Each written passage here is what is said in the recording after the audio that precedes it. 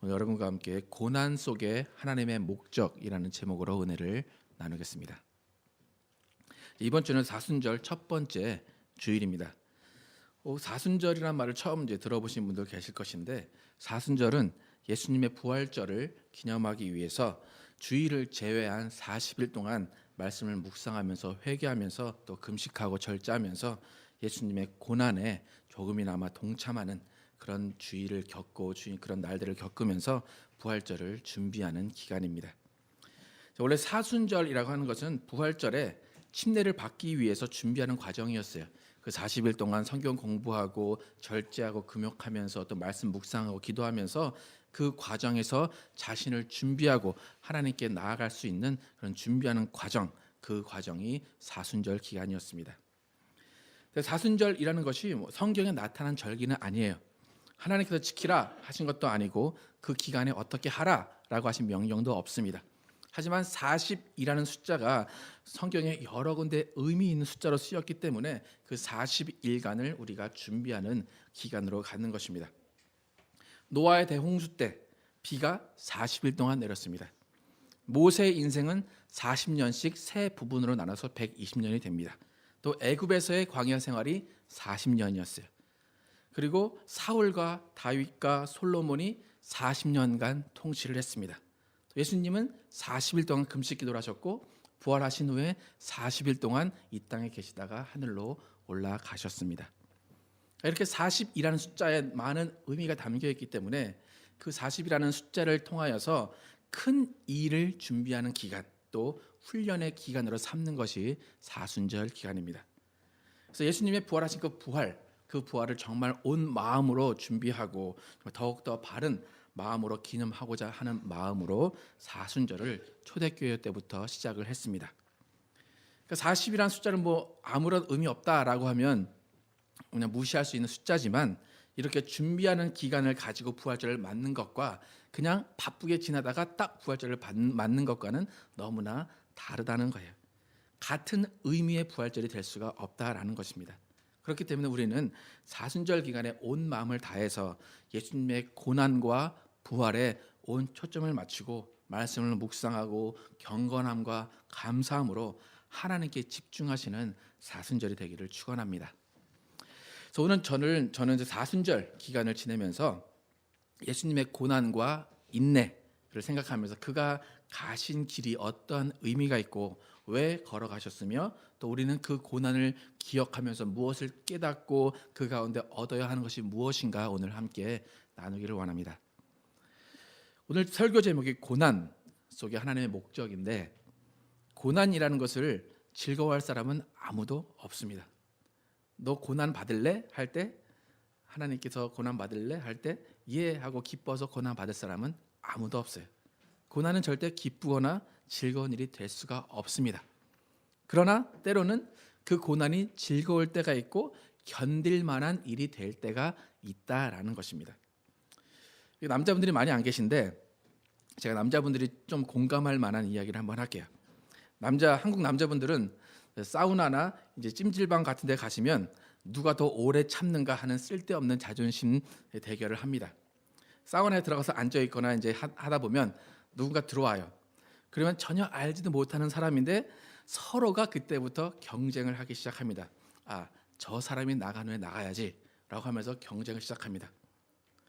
그래서 자신은 들어온 지 한참 됐는데도 불구하고 왠지 저 사람보다 먼저 나가면 내 자존심에 상처가 되는 것 같은 생각을 해서 시키지도 않았는데 같이 있는 그 상대방도 똑같이 서로 눈치를 보면서 괜히 이렇게 남자 사우나에 가면 이렇게 모래시계가 있거든요. 괜히 모래시계만 돌리면서 계속 남의 눈치를 보게 됩니다. 그리고 누군가가 먼저 나가주기를 바래요. 누군가 뜨거 하면서 나가는 것을 기다렸다가 나가고 싶어 하는데 안 나가는 거예요. 그러다가 어느 누군가 딱 먼저 나가면 이제 기다렸다는 듯이 미소를 딱 머금고 빨리 안 나가요. 절대 빨리 안 나가요. 딱 천천히 미소를 지으면서 나갑니다. 이 남자들 뭐 때문에 그렇게 사우나 안에서 참고 인내하고 기다리고 있을까요? 쓸데없는 자존심이죠. 또 그 고난과 인내 후에 오는 자기의 만족과 자기의 기쁨을 얻기 위해서 그렇게 쓸데없는 인내와 고난을 경험합니다. 이렇게 쓸데없는 고난과 인내의 시간에도 자존심을 걸고 이기려고 하는 사람의 심리는 뭔가 하면 자기 스스로 자기를 이겨보고 싶고 자기에게 상을 주고 싶어하는 마음이다라는 거예요. 얼마나 자신이 대견하겠어요. 나 저 사람보다 더 오래 있었어. 나는 끈기 있는 사람이야. 나는 뭔가 할 수 있는 사람이야. 라는 그런 자신감에 찹니다. 그러니까 이제 나가서 이제 식혜 한 잔을 사 먹더라도 자신 있게 딱 시키죠. 나는 이거를 먹을 만한 사람이야. 이렇게 고난이라는 것은 전혀 달가운 일이 아님에도 불구하고 목적과 목표가 있다면 그 고난은 힘들지 않게 견뎌낼 수 있는 일이 되기도 한다라는 거예요. 오늘 본문에서 보면 모세는 애굽에서 고난을 겪었고 능욕을 받았다라고 증거합니다. 그런데 모세는 그 고난과 능욕을 오히려 좋아했고 제물로 여겼다라고 말하고 있어요. 그렇게 고난과 능욕을 좋아하고 제물로 여길 수 있었던 이유에 대해서 뭐라고 말하냐면 26절에 상 주심을 바라보았다라고 증거합니다. 여기서 우리는 고난에 관해서 중요한 사실을 깨달아 알 수가 있어요. 그것은 뭐냐면 바로 고난과 능욕이라는 것을 겪게 될 때에 그 고난을 짧은 안목으로 보느냐 아니면 긴 안목으로 보느냐에 따라서 고난이 달라 보인다라는 거예요. 무슨 말인가 하면 고난을 그때의 고난의 순간에만 집중해서 보면 고난은 힘든 것이고 포기하고 싶은 것이고 도망가고 싶은 것이지만 그 고난의 순간에 멀리 있는 그 뒤에 상과 영광을 바라보게 된다면 그 고난은 오히려 유익이 되고 재물이 되고 힘이 될 수 있다라는 것입니다. 이렇게 고난을 짧은 안목, 즉 세상의 눈으로 보는가 아니면 긴 안목, 영적인 눈, 믿음의 눈으로 보는가에 따라서 고난에 대처하는 자세가 틀려지고 고난을 헤쳐나가는 능력이 있느냐 없느냐가 결정이 된다라는 거예요. 여기서 고난을 제가 계속 말씀드리는데 제가 말씀드리는 고난은 우리가 잘못해서 받는 고난을 말씀드리는 게 아니에요. 내가 잘못해서 받는 고난은 그냥 달게 받고 뉘우치면 돼요. 그런데 우리가 잘못하지도 않았고 예상치 못한 상황에서 예수를 믿음으로 핍박받고 욕먹고 정말 매맞고 오해받으면서 받는 그 고난의 자리에서 그것을 우리가 어떻게 헤쳐나가야 될까라는 거예요. 모세는 사람을 죽였습니다. 그렇죠? 또 그 일로 도망갔어요. 그 도망간 후에 40년간의 광야에서 그는 훈련을 받았습니다. 남의 밑에서 일을 하면서 그 기간에 당연히 치러야 될 일들을 치르면서 40년의 고난의 세월을 살았습니다. 그 40년의 기간이 있었기 때문에 또 다른 40년에 그 200만 명이라는 그 사람들을 이끌고 나가서 물이 없는 곳에서 물이 있는 곳으로 데려가고 초원으로 인도할 수 있는 그런 밑거름이 될 수 있었던 40년의 또 다른 생활이 있었습니다. 모세에게 주어진 두 번째 그 40년의 고난은 그 이전에 있었던 40년의 고난과는 틀려요. 이전에 있었던 고난은 모세가 잘못해서 하나님께서 나가라 하시는 그 음성이 없었음에도 불구하고 그냥 도망가듯 나가서 40년 동안 그렇게 훈련을 받았어요. 그런데 두 번째 40년의 기간은 상을 바라보는 기간이었다라는 거예요. 하나님을 경험하는 귀한 시간이었다라는 것입니다.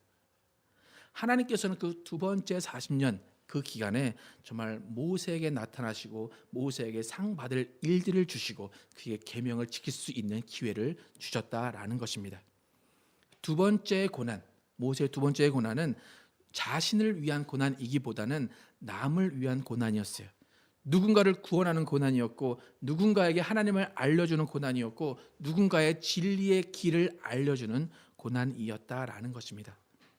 그래서 우리가 오늘 생각해 봐야 하는 고난은 뭐냐면 모세가 두 번째 경험한 고난과 같이 우리가 내가 하나님을 만나고 하나님 앞에 바로 서는 그 고난의 과정이 하나 있어야 되고 또 두 번째로는 나로 인해서 나의 고난으로 인해서 가정이 구원을 받고 나의 고난으로 인해서 누군가가 하나님을 만나고 나의 고난으로 인해서 누군가가 고통에서 해결되는 그 일을 경험할 수 있는 그 과정의 고난이 우리에게 있을 것이다 라는 것입니다.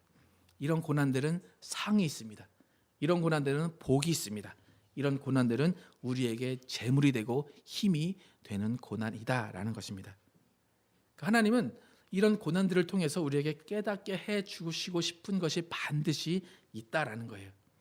하나님이 고난을 주시는 데는 다 이유가 있어요. 설교 제목처럼 목적이 있다라는 거예요. 미국 침례교에서 영향력 있는 목사님 중에 제가 자주 언급하는 존 파이퍼라는 목사님이 계신데, 그분이 성경에서 말하고 있는 고난의 목적에 대해서 5가지를 말씀하셨어요. 모두가 이제 알파벳 R자로 시작을 하는데, 하나는 뭐냐면 회개, 그다음에 의지함, 의로움, 상급, 또 상기시킴이라는 거예요.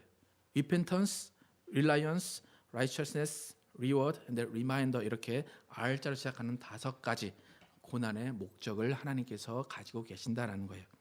먼저 회개를 보면 고난은 우리에게 회개의 기회를 준다라는 거예요. 고난 중에 내가 무엇을 잘못했을까를 깨달을 수 있는 그런 시간이 된다라는 거예요. 그래서 회개의 영성을 가져다 주는 시간이고, 또 고난이 다가올 때 그동안 내가 하나님보다 사랑했던 것이 무엇인가, 내가 하나님보다 더 귀하게 여겼던 것이 무엇인가를 생각하는 그런 회개의 시간을 갖게 된다라는 것입니다. 누가복음 13장 4절과 5절을 한번 같이 읽겠습니다. 시작. 또 실로암에서 망대가 무너져 치어 죽은 18사람이 예루살렘에 거한 다른 모든 사람보다 죄가 더 있는 줄 아느냐? 너희에게 이르노니 아니라. 너희도 만일 회개치 아니하면 다 이와 같이 망하리라. 하나님께서 고난을 주시는 이유 중에 한 가지는 우리가 회개할 수 있는 기회를 주시고 회개할 수 있는 마음을 갖게 하시기 위해서 고난을 주신다라는 거예요. 두 번째로는 reliance, 의존입니다. 의지하는 것. 이것은 주로 물질적인 고난을 겪는 과정에서 깨달을 수 있는 거예요. 우리가 세상의 물질만을 의지하고 나의 힘만을 의지하다가 힘들어지는 고난을 겪을 때에 그 고난 속에서 내가 지금까지 너무나 세상만 의지했고 나의 힘만 의지했구나 라는 것을 깨닫게 하시고, 이 다음부터는 하나님을 의지하라라는 깨달음을 주시기 위해서 우리에게 고난을 주신다라는 것입니다. 고린도후서 1장 8절에서 9절 의지함에 관한 성경 구절을 한번 같이 읽겠습니다. 함께 읽겠습니다. 시작. 형제들아, 우리가 아시아에서 당한 환난은 너희가 모르기를 원치 아니하노니 힘에 지나도록 심한 고생을 받아 살 소망까지 끊어지고 우리 마음에 사형 선고를 받은 줄 알았으니 이는 우리로 자기를 의뢰하지 않고 오직 죽은 자를 다시 살리시는 하나님만 의뢰하게 하심이라. 환난을 당했어요. 근데 그 환난 중에 깨달은 것이 뭐래요? 우리 자기를 의뢰하지 말고 오직 죽은 자를 다시 살리시는 하나님만 의뢰하게 하신다라는 것을 고난 가운데 깨달으라라는 것입니다. 마지막 세 번째로 righteousness, 의로움. 이때 고난은 뭐냐면 우리가 다른 길로 가려고 할 때 사랑이 많으신 하나님께서 그의 거룩함을 보여주시고 채찍질을 하셔서 그의 거룩하심에 동참하도록 이끄시는 과정을 말합니다. 그러니까 하나님을 떠나 살려고 하는 그들에게 하나님이 그냥 너 가라, 너 필요 없다, 그것이 아니라 하나님의 의로움과 하나님의 거룩하심을 나타내서 너희도 함께 거룩하자라는 그 기회를 주시기 위해서 고난을 주신다라는 거예요. 히브리서 12장 11절 함께 같이 읽겠습니다. 시작. 무릇 징계가 당시에는 즐거워 보이지 않고 슬퍼 보이나 후에 그로 말미암아 연달한 자에게는 그의 평강한 열매를 맺나니. 무릇 징계가 당시에는 슬퍼 보이고 즐거워 보이지 않는데요. 하지만 시간이 지난 후에 보게 되면 그것은 평강에 의해 열매다라는 거예요. 하나님은 의로우심을 나타내셔서 우리도 함께 의롭자라고 고난을 주신다라는 것입니다. 그 다음에 상급에 관해서, 리워드에 관해서 한번 함께 보겠습니다. 이 고난은 뭐냐면 이유 모를 핍박을 받을 때예요. 이유 모를 우열쌈을 당해요. 억울하게 이 땅의 것을 포기해야 되고 억울하게 내 것을 손해봐야 되고 나의 것을 줘야 될 때예요. 이 고난을 통해서 하나님께서는 내게 상 주시려는 하나님의 뜻이 있다라는 그것을 깨달아 알아라는 거예요. 더 큰 것을 바라보고 그 고난에서 하나님을 떠나는 것이 아니라 그 고난을 겪는 그 과정 가운데 하나님이 보상하시고 하나님이 너에게 상 주신다라는 것을 깨달아 알아라라는 거예요. 마태복음 5장 11절에서 12절 같이 읽겠습니다. 시작. 나를 인하여 너희를 욕하고 핍박하고 거짓으로 너희를 거스려 모든 악한 말을 할 때에는 너희에게 복이 있나니 기뻐하고 즐거워하라. 하늘에서 너희의 상이 큼이라. 너희 전에 있던 선지자들을 이같이 핍박하였느니라. 예. 우리가 욕먹고 핍박받을 때 그것은 상임을 우리가 깨달아 알아라는 거예요. 그러니까 핍박받는 그 상황에서 우리는 도망가고 싶지만 그것을 견디고 이겨내면 하나님께서 큰 상을 주실 것이다 라는 것을 깨달아 알아라는 거예요. 그리고 마지막으로 리마인더, 기억나게 하심, 상기시킴. 이 고난은 어떤 것이냐면 고난 가운데서 하나님께서 그의 아들을 보내셔서 그의 아들도 이와 같이 고난을 받으셨다라는 것을 기억하라라는 거예요. 그래서 우리 현재의 고난이 하나님의 정죄가 아니라 우리를 정결케 하시고 예수 그리스도의 길로 이끄시려는 그런 마음이라는 것을 우리가 깨달아 알아라라는 거예요. 빌립보서 3장 10절과 11절을 함께 읽겠습니다. 시작. 내가 그리스도와 그 부활의 권능과 그 고난의 참여함을 알고자 하여 그의 죽으심을 본받아 어떻게 해서든지 죽은 자 가운데서 부활에 이르려 하노니. 아멘. 그러니까 그 부활의 권능과 그 고난의 참여함을 알고 예수님의 죽으심을 본받고 어떻게 해서든지 예수님을 놓지 않고 그 가운데 함께 견디고 인내하면서 부활에 참여하고자 하시는 하나님의 뜻이 담겨 있다라는 거예요.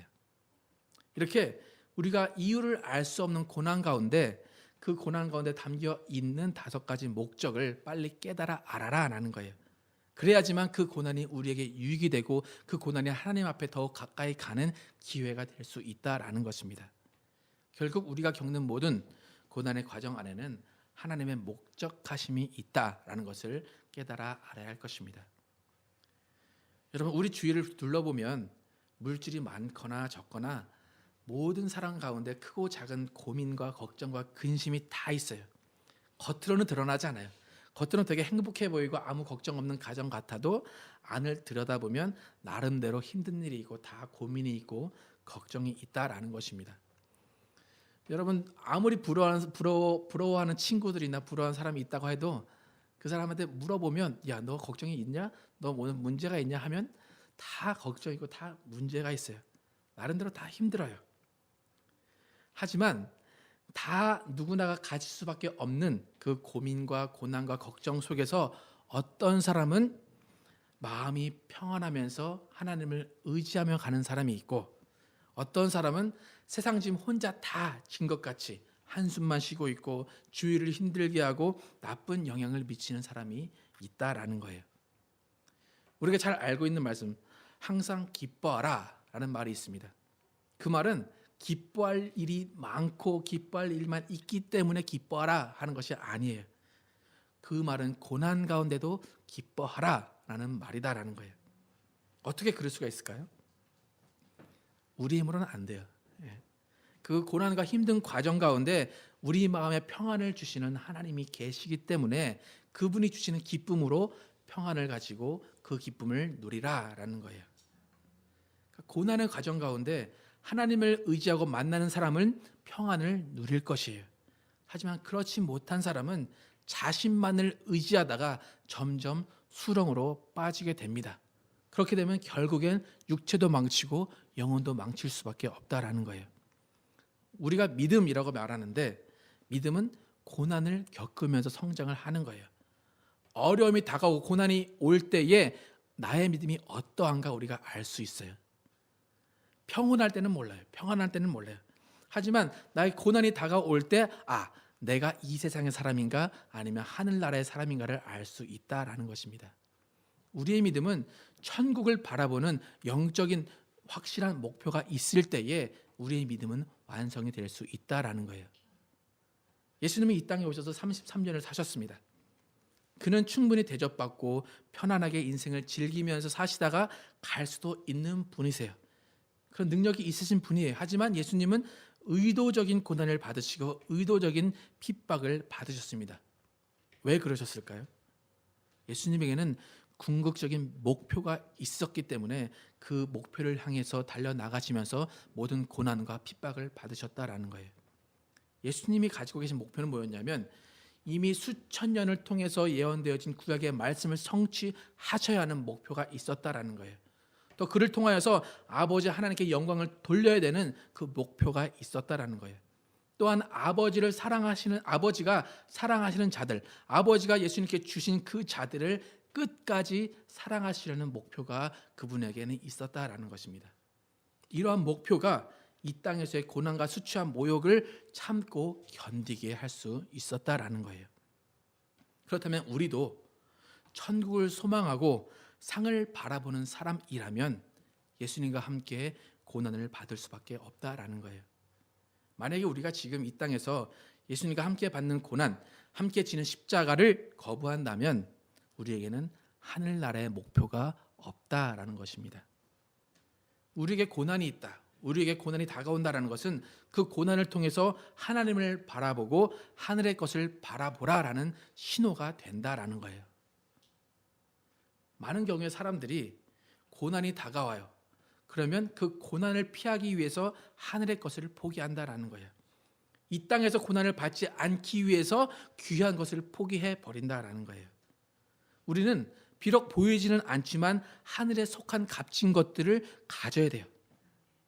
땅에 있는 값어치 없는 보이는 것들을 주목하면 안 된다라는 것입니다. 예수님께서 고난을 받으시면서 하나님의 영광에 한 발짝 한 발짝 다가가신 것처럼 우리는 고난을 통해서 하나님과 더욱더 가까워지는 사람들이 되어야 된다라는 것입니다. 성경은 수많은 구절을 통하여서 고난이 생명의 멸관이다라고 말하고 있습니다. 성경은 끊임없이 고난의 과정에서 우리의 힘이 아닌 하나님을 의지하라라고 말하고 있습니다. 또 성경은 끊임없이 고난을 통해서 세상의 것을 버리고 하늘의 것을 소망하라고 말하고 있습니다. 고난 속에서 만약에 우리가 하나님을 찾지 못하고 상급을 바라보지 못하고 하나님을 의지하지 못한다면 그 고난은 그냥 저주로 다가올 수밖에 없다라는 거예요. 하나님은 우리에게 고난을 주세요. 그런데 그 고난을 통해서 회개하기를 바라시는 하나님이십니다. 그 고난 가운데 하나님을 의지하기를 바라시는 분입니다. 의로우신 하나님께서 주실 그 상급 바라보게 하시는 하나님이십니다. 그리고 고난 뒤에 임할 은혜가 더 크다는 것을 깨달아 발견하기를 원하시는 분이십니다. 여러분, 고난은 저주가 아닙니다. 고난은 하나님이 내가 미워서 주시는 것이 아니다라는 거예요. 고난은 하나님의 심판이 아닙니다.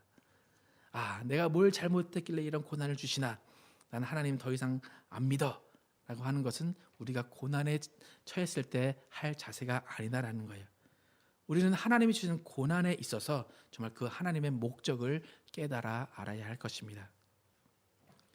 그럼 우리에게는 고난 속에서 기뻐할 수 있는 그런 믿음이 있기를 축원합니다. 고난 속에서 찬송하는 담대함이 있기를 원합니다. 그렇게 된다면 고난은 오히려 복이 되고 재물이 되고 기쁨이 되고 기회가 될 것입니다. 지금 여러분 가운데 가지고 계신 고난 다 있습니다. 그죠? 말 못할 고난 다 있습니다. 하나님은 다 아시고 계십니다. 그런 하나님께 하나님 왜 이 고난 안 걷어가십니까? 원망할 것이 아니라 그 고난 가운데 내가 하나님 앞에 더 무엇을 해야 할까? 내가 회개해야 할까? 내가 무엇을 하나님께 더욱더 드려야 될까를 생각하시고 회개함으로 하나님과의 관계를 다시 한번 회복하시고 예수님께서 우리를 위해서 지신 그 고난이 이 고난보다 더한 것이라는 것을 우리가 깨달아 아시길 원합니다. 전적으로 하나님만을 의지하셔서 그 고난 뒤에 우리에게 주어지는 기쁨과 평안과 은혜 반드시 경험하시기 바랍니다. 온전한 믿음으로 하나님께 한 걸음 한 걸음 걸어가셔서 마지막 날에 그 목표하신 그 지점에 다다라셔서 예수님과 함께 동행하는 그 삶을 통해서 예수님이 기뻐하시고 하나님이 기뻐하시는 인생을 사시기 바랍니다. 마지막으로 시편 119편에 있는 두 구절을 함께 읽고 설교를 마치겠습니다.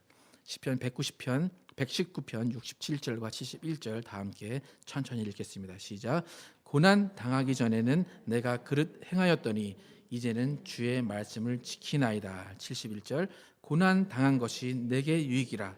이로 인하여 내가 주의 윤례를 배우게 되었나이다. 예. 여러분이 고난 가운데 고백하셔야 될 말이 이 말이라는 거예요.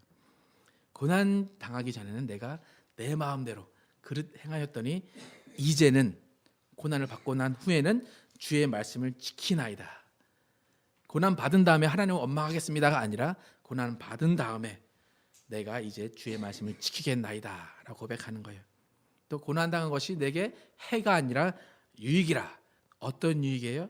이로 인하여 내가 주의 율례를 배우게 되었나이다. 여러분, 오늘 고난 속에서 하나님이 우리에게 가지신 목적을 알았습니다. 이 목적 항상 생각하시고, 몸이 아픈 고난도 있고 마음이 아픈 고난도 있고 환경이 주는 고난도 있습니다. 그 고난 가운데 하나님을 원망하는 것이 아니라 이 고난이 나에게 어떤 것을 깨닫게 하는가를 먼저 생각하시기 바랍니다. 그렇게 되면 하나님께서는 분명히 그 고난을 유익으로 바꿔주실 것이고 그 고난을 훈련과 회복의 순간으로 바꿔주실 것입니다. 그래서 우리는 정말 기쁨 가운데 평안함 가운데 하나님과 함께 동행하시는 여러분과 제가 되기를 예수 이름으로 축원합니다. 네, 기도하시겠습니다.